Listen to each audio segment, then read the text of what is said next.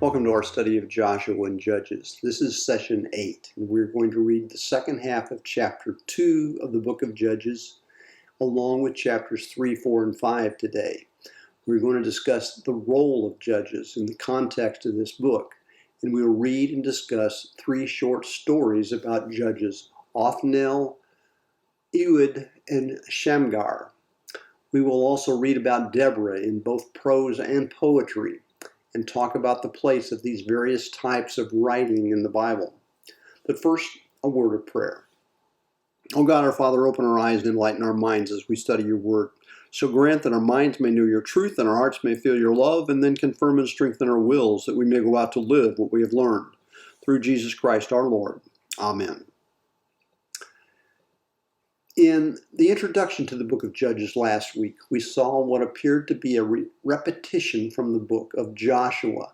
We heard stories about the tribes of Israel attempting to, but not quite able to conquer all the land of Canaan and drive out all the indigenous people. We were told at the beginning of chapter 1 and again in chapter 2 that Joshua had died.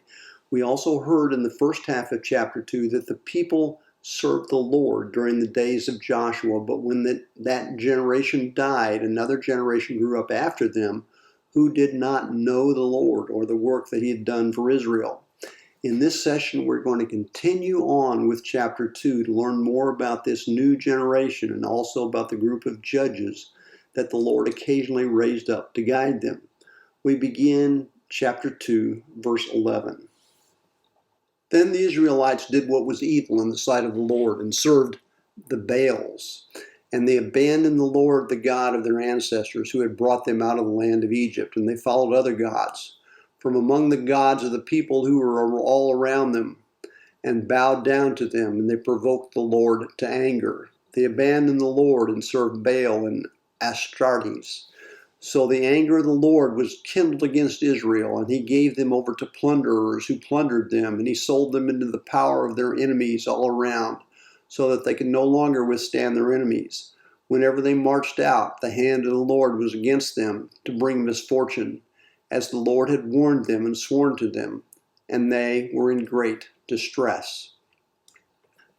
Verse 11 tells us that they did what was evil in the sight of the Lord. This is a line that we will see over and over again, not just in Judges, but in the books that follow, especially in Kings. Baal was the Canaanite weather god. The plural form Baals or Balaam in some translations probably indicates Baal and other pagan gods. Astartes in verse 13 is a Canaanite fertility goddess. Earlier we thought maybe they weren't very good fighters or their leaders lacked military strategy skills. This passage gives us a clear-cut theological explanation for Israel's failure to conquer the entire land. They had moved to idolatry and enraged God. Verse 16 through the end of the chapter. Here we introduce the judges. Then the Lord raised up judges who delivered them out of the power of those who plundered them. Yet they did not listen even to their judges, for they lusted after other gods and bowed down to them. They soon turned aside from the way in which their ancestors had walked, who had obeyed the commandments of the Lord. They did not follow their example. Whenever the Lord raised up judges for them, the Lord was with the judge, and he delivered them from the hand of their enemies all the days of the judge. For the Lord would be moved to pity by their groaning because those who persecuted and oppressed them. But whenever the judge died, they would relapse and behave worse than their ancestors, following the other gods, serving them and bowing down to them. They would not drop any of their practices or their stubborn ways. So the anger of the Lord was kindled against Israel, and he said, because this nation has transgressed my covenant that I commanded their ancestors and have not obeyed my voice, I will no longer drive out before them any of the nations that Joshua left when he died, in order to test Israel, whether or not they would take care to walk in the way of the Lord as their ancestors did. The Lord had left those nations, not driving them out at once, and had not handed them over to Joshua. The Hebrew noun is shofet, which means both one who judges and one who rules. It is the second meaning, one who rules, that is more prominent here. The Shofet was an ad hoc military leader, often a figure suddenly invested with a divine spirit that impelled him to action and enabled his success. Here we are told that the Lord raised up these judges from time to time. Unfortunately, the people only did what was right as long as the judge was alive. Success was only temporary. In the last few verses of this chapter, there is a new theological explanation of the incompleteness of the conquest. Joshua, given his sweeping military success reported in Joshua 1 through 12, might have conquered the entire land, but he left some of it in Canaanite hands in order to see what future generations of Israel would be faithful to their God, and thus worthy of taking hold of the rest of the land. God's word in these last two verses affirm that the people had failed this test. We go down to chapter 3. First, we will hear about the test nations that were left for Israel to conquer, and then we will read the 3 short stories about some of the early judges. Chapter 3, verses 1 through 6. Now these are the nations that the Lord left to test all those in Israel who had no experience of war in Canaan. It was only for successive generations of Israelites to teach war to those who had no experience of it. The 5 lords of the Philistines and all of the Canaanites and the Sidonites and the Hivites who lived on Mount Lebanon from Mount Baal Harmon as far as Lebo Hamath. They were for the testing of Israel to know whether Israel would obey the commandments of the Lord that he commanded their ancestors by Moses. So the Israelites lived among the Canaanites, the Hittites, the Amorites, the Perizzites, the Hivites, and the Jebusites. And they took their daughters as wives for themselves, and their own daughters they gave to their sons, and they served their gods. In verse 2, we hear a completely different reason for the incompleteness of the conquest: to teach war to those who had no experience of it. Israel had to learn the skills of war in gradual stages before it was prepared to conquer the rest of Canaan. Beginning with verse 7, we read the first of the judges raised up by God, Othniel. The Israelites did what was evil in the sight of the Lord, forgetting the Lord their God and serving the Baals and the Asherahs. Therefore the anger of the Lord was kindled against Israel, and he sold them into the hands of King Cushran Rishathaim of Aram Naharaim. And the Israelites served Cushran Rishathaim for 8 years. But when the Israelites cried out to the Lord raised up a deliverer for the Israelites who delivered them, Othniel, son of Kenaz, Caleb's younger brother. The Spirit of the Lord came upon him, and he judged Israel, and he went out to war. And the Lord gave King Cushran Rishathaim of Aram into his hand, and his hand prevailed over Cushran Rishathaim. So the land had rest 40 years. Then Othniel, son of Kenaz, died.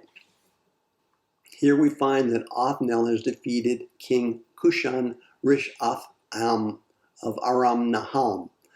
In this case, the king's name, Cush-Rishathaim, means the double dark wicked one. Aram Naharaim is an area in modern Syria to the north of Israel. While the area exists, the king's name appears to have been made up for this story. We also realize there is not much of a story about what Othniel did here. He went out to war. The Lord gave King Cushran Rishathaim of Aram into his hand, and after 40 years, Othniel died. We have heard of Othniel before, though. He is the son of Caleb's younger brother, the one who married Caleb's daughter back in Joshua 15, verses 15 and 16, and again, the exact same story in Judges 1:13. So he is Judean. He is from the tribe of Judah. In fact, he is the only judge in the book of Judges who is from Judah. It is likely that this story never existed before the composition of the book of Judges. Many of the stories we read here had been around for a long time before the book of Judges was first put together in one way or another. Only the name of the protagonist, Othniel, son of Kenaz, and the made-up name of the king, the double dark wicked one, are not just stereotypical language for the story of a judge. The Israelites did what was evil. The Lord was angry. Othniel went out to war. He conquered, and he died after 40 years. Pretty much stereotypical. It seems likely that the author needed a judge from Judah. We discussed in the last session how important it was that Judah, the surviving tribe, needed to dominate. This story was likely an add-on type of allegory for the ability of good, righteous Judean judge to defeat the wicked enemy from the north. It is likely that this is an allegory intended to reflect on Judean superiority. Our next story provides a lot more detail about what can hardly be called a stereotypical judge, verses 12 through 14. The Israelites again did what was evil in the sight of the Lord, and the Lord strengthened King Elgon of Moab against Israel because they had done what was evil in the sight of the Lord. In alliance with the Ammonites, the Amalekites, he went and defeated Israel, and they took possession of the city of palms. So the Israelites served King Eglon of Moab 18 years. Again, the Israelites did what was evil, and King Eglon of Moab becomes the enemy. We go on to verse 15.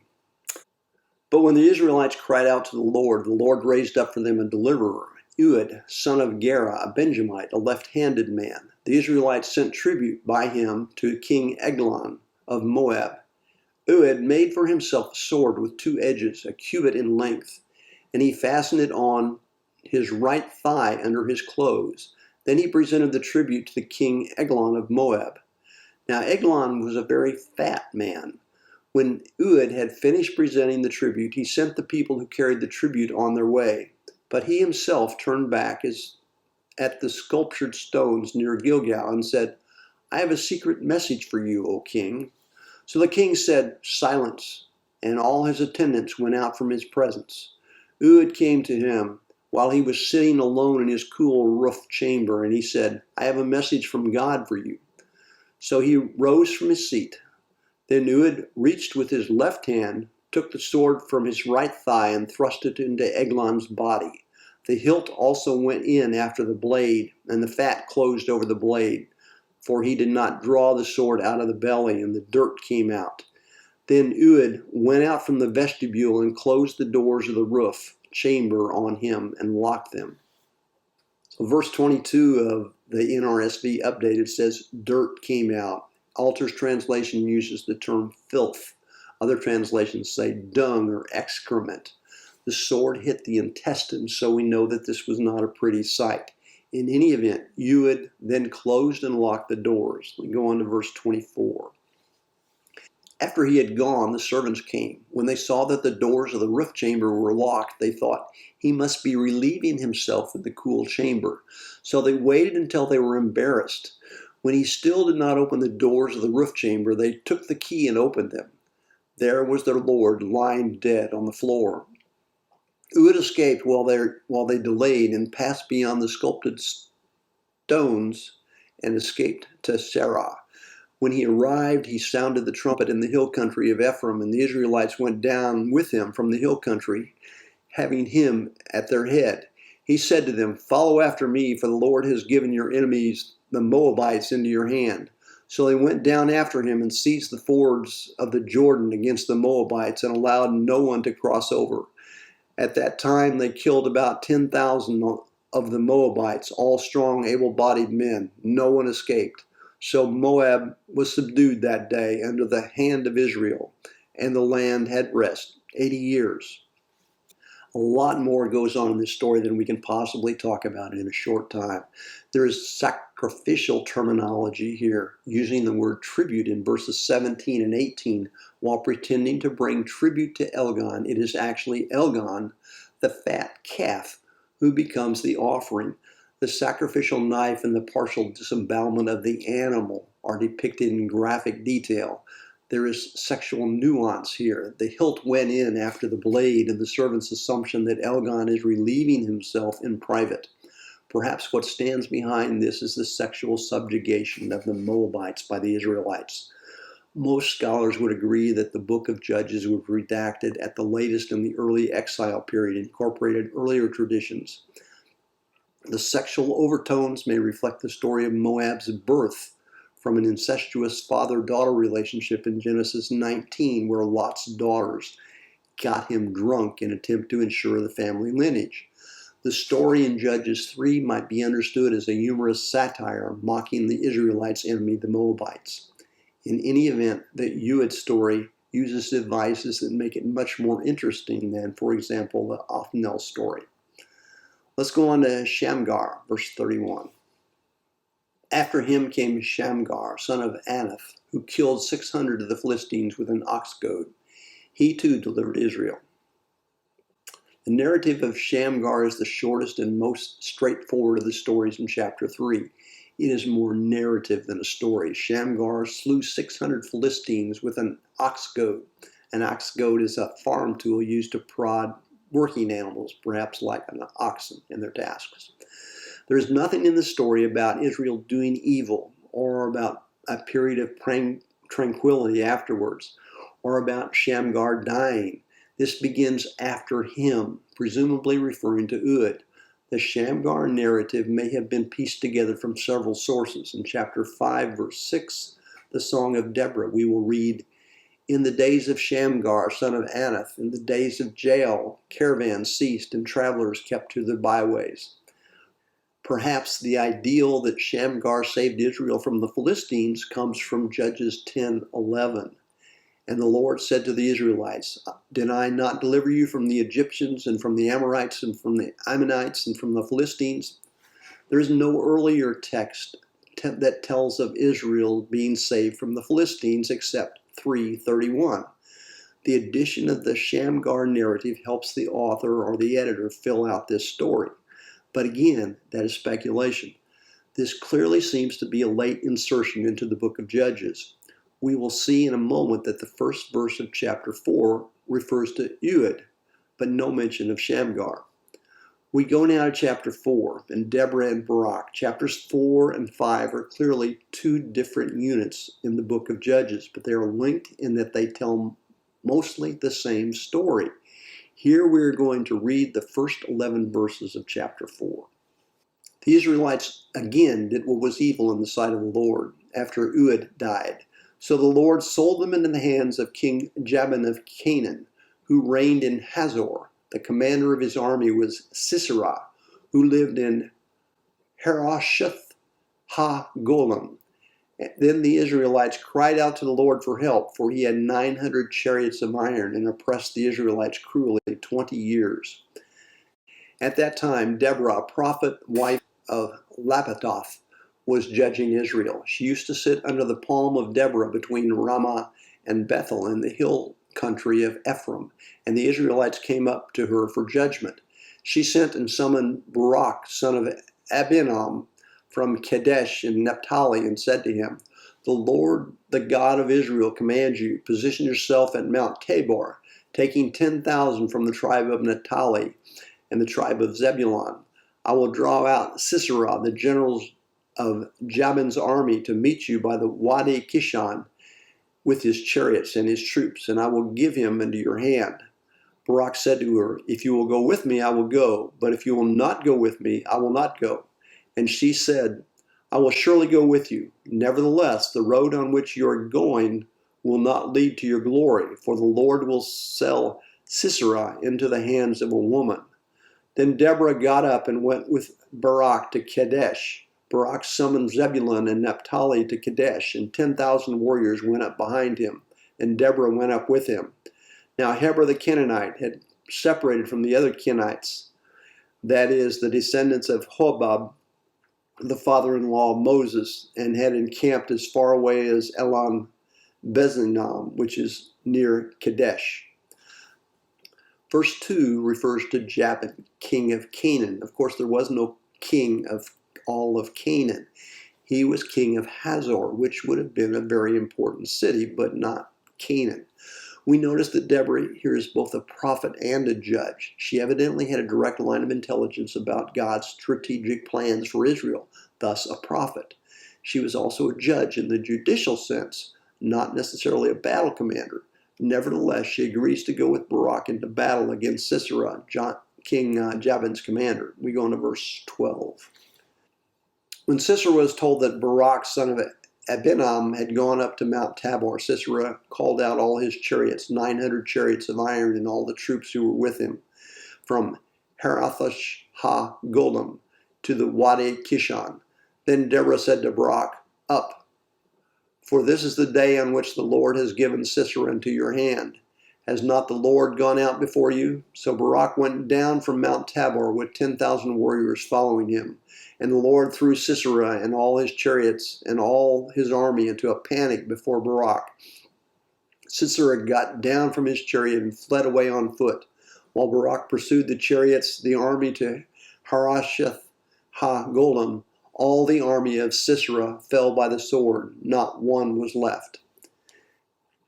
In almost all the reports of battle in Deuteronomic history, it is Yahweh or the Lord who figures as the warrior God who defeats the enemy, and there is little representation of human acts or military prowess or strategic cunning. In this case, the Lord panics the enemy, causing his defeat. We go on to verse 17. Now Sisera had fled away on foot to the tent of Jael, wife of Heber the Kenite, for there was peace between King Jabin of Hazor and the clan of Heber the Kenite. Jael came out to meet Sisera and said to him, "Turn aside, my lord, turn aside to me, have no fear." So he turned aside to her into the tent, and she covered him with a rug. Then he said to her, "Please give me a little water to drink, for I am thirsty." So she opened a skin of milk and gave him a drink and covered him. He said to her, "Stand at the entrance of the tent, and if anybody comes and asks you, 'Is anyone here?' say no." But Jael, wife of Heber, took a tent peg and took a hammer in her hand and went softly to him and drove the tent peg into his temple until it went down into the ground. He was lying fast asleep from weariness, and he died. Then as Barak came in pursuit of Sisera, Jael went out to meet him and said to him, "Come, and I will show you the man whom you are seeking." So he went into her tent, and there was Sisera lying dead with a tent peg in his temple. So on that day God subdued King Jabin of Canaan before the Israelites. Then the hand of the Israelites bore harder and harder on King Jabin of Canaan until they destroyed King Jabin of Canaan. This reminds us somewhat of the death of Elgon in chapter 3. This time not a sword in the belly, but a tent peg in the temple. A lot of visual imagery in these two chapters. This time it was a woman, Jael, that did the deed. Chapter 5 is a poem, Song of Deborah. The Song of Deborah may be the oldest document which the Bible has preserved in approximately its original form. Scholars have placed its origin in the 12th or perhaps the 11th century BCE. Here we're going to read the Song of Deborah, verses 1 through 9. Then Deborah and Barak, son of Abinadab, sang on that day. When locks are long in Israel, when the people offer themselves willingly, bless the Lord. Hear, O kings, give ear, O princes. To the Lord I will sing. I will make melody to the Lord, the God of Israel. Lord, when you went out from Seir, when you marched from the region of Edom, the earth trembled and the heavens poured. The clouds indeed poured water. The mountains quaked before the Lord, the one of Sinai, before the Lord, the God of Israel. In the days of Shamgar, son of Anath, in the days of Jael, caravans ceased and travelers kept to the byways. The peasantry prospered in Israel. They grew fat on plunder. Because you arose, Deborah, arose as mother in Israel. When new gods were chosen, when war was in the gates, was shield or spear to be seen among the 40,000 in Israel? My heart goes out to the commanders of Israel who offered themselves willingly among the people. Bless the Lord. In verse 6, we see Shamgar again, in this case associated with the timeline of Jael, the woman with the tent peg. We are told the caravan ceased. Israelite caravans were unable to travel safely because of the danger from Canaanite warriors. We go on to verse 10. Sing of it, you who ride on white donkeys, who sit on rich carpets, and you who walk by the way to the sound of the musicians at the watering places. There they repeat the triumphs of the Lord, the triumphs of his peasantry in Israel. Then down to the gates march the people of the Lord. Awake, Deborah, awake, awake, utter a song. Arise, Barak, lead away your captives, O son of Abinadab. Then down marched the remnant of the nobles. The people of the Lord marched down for him against the mighty. From Ephraim they set out into the valley, following you, Benjamin, with your kin. From Machir marched down the commanders. From Zebulun, those who bear the marshal's staff. The chiefs of Ishkar came with Deborah. The Ishkar faithful to Barak. Into the valley they rushed out at his heels. Among the clans of Reuben, there were great searchings at heart. Why did you tarry among the sheepfolds to hear the piping of the flocks? Among the clans of Reuben, there was great searchings of heart. Gilead stayed beyond the Jordan, and Dan, why did he abide with the ships? Asher sat still at the coast of the sea, settling down by his landings. Zebulun is a people that scorn death. Naphtali too, on the heights of the field.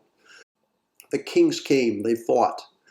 Then fought the kings of Canaan at Tanakh by the waters of Megiddo. They got no spoils of silver. The stars fought from heaven. From their courses they fought against Sisera. The torrent of Kishon swept them away, the onrushing torrent, the torrent of Kishon. March on, my soul, with might. So the chariots are disabled in the muck of the Wadi Kishon, which might be the manifestation of the stars battling for Israel. So we go on, verse 22. Then loud beat the horses' hooves with the galloping of his steeds. Curse Meroz, says the angel of the Lord, curse bitterly its inhabitants, because they did not come to the help of the Lord against the mighty. Most blessed of women be Jael, the wife of Heber the Kenite, of tent-dwelling woman most blessed. Water he asked, milk she gave. She brought him curds in a lordly bowl. She put her hand to the tent peg, and her right hand to the worker's mallet. She struck Sisera a blow. She crushed his head. She shattered and pierced his temple. Between her feet he sank, he fell, he lay still. Between her feet he sank, he fell. Where he sank, there he fell dead. Out of the window she peered. The mother of Sisera gazed through the lattice. Why is his chariot so long in coming? Why tarry the hoofbeats of his chariots? Her wisest ladies make answer. Indeed, she answers the question herself. Are they not finding and dividing the spoil? A woman of two for every man. Spoil of dyed stuffs for Sisera. Spoil of dyed stuffs embroidered. 2 pieces of dyed work embroidered for my neck is spoil. So perish your enemies, O Lord, but may your friends be like the sun as it rises in its might. And the land had rest 40 years. A number of theories have grown up around this poem. Why did some of the Israelite tribes fail to participate? Perhaps because they were too far away. Some scholars assume this poem describes an actual historical battle, although there are no external historical documents that provide any information about those events. Could this poem have been recited before war, as one of its main functions was to muster the troops to battle? Perhaps. The core of the poem is clearly the recollection of victory against the Canaanites. But is it history? The jury seems to still be out. In session 9, we read chapters 6 through 10. We will hear the story of Gideon and Abimelech. I hope you can join us in our discussion Monday evening. If you need to, send an email to online.classes@northgateumc.org to get the Zoom link. Otherwise, have a good week.